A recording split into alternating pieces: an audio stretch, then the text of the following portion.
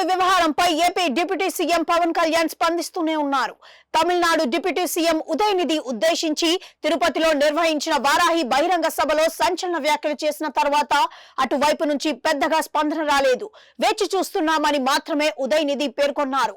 కానీ పవన్ వైపు నుంచి నిరంతరం ట్వీట్ రూపంలో తమిళనాడు గురించి కామెంట్లు వినిపిస్తూనే ఉన్నాయి. తిరుపతి సభ తర్వాత వరుసగా 3వ రోజు కూడా పవన్ ట్వీట్ చేశారు.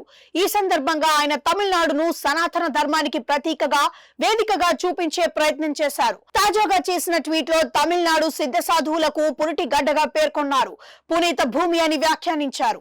తమిళనాడు గడ్డపై అనేక మంది సాధువులు, సత్సంగులు జన్మించారని, అనేక మంది ఈ గడ్డపైనే జీవించారని పవన్ పేర్కొనడం ద్వారా ఉదయనిధికి బలమైన వ్యాఖ్యలు చేరవేస్తున్నట్లుగా అయింది. తమిళనాడు సనాతన ధర్మానికి వేదికగా ఉందన్న బలమైన వాదనను కూడా ఆయన పంపిస్తున్నారు. ఇదే సమయంలో తన కుటుంబానికి చెందిన విషయాలను కూడా పవన్ పేర్కొన్నారు. మా నాన్న రామకృష్ణ పరమహంస, శారదామ, వివేకానందలను ఆరాధించేవారు. అప్పట్లోనే మా నాన్న రాంచీ వెళ్లి క్రియాయోగ దీక్ష చేపట్టారు.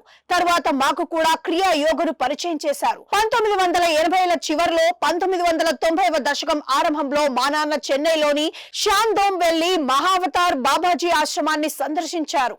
ఆయన తరచుగా తిరువన్నామలై వెళ్లి యోగిరామ్ సూరత్ కుమార్ సేవలో పాల్గొనేవారు అని పవన్ వివరించారు. ఈ క్రమంలోనే ఆయన తమిళనాడును పుణ్యభూమిగా, పునీత భూమిగా పేర్కొన్నారు. తాజాగా పవన్ చేసిన కామెంట్లు తమిళనాడులో అధికార పార్టీ డిఎంకేకు ఇబ్బందికరమైన పరిణామాలను తెచ్చినట్లే అయింది. ఎందుకంటే నాస్తికత్వానికి అనుసరించే డిఎంకే సీఎం, డిప్యూటీ సీఎం కుటుంబాలు ఈ వ్యాఖ్యలపై స్పందించేందుకు సాహసం చేస్తాయా అనేది చూడాలి. తమిళనాడును సనాతన ధర్మానికి ప్రతీకగా పేర్కొన్న పవన్ పై ఎదురుదాడి చేయలేని పరిస్థితి కూడా ఏర్పడింది. ఒకవేళ ఎదురుదాడి చేస్తే తమిళనాడును పుణ్యభూమి కాదని చెప్పినట్లే అవుతోంది. సో ఎలా చూసుకున్నా పవన్ డిఎంకేను ఇరకాటంలోకి నెట్టేశారని చెప్పాలి.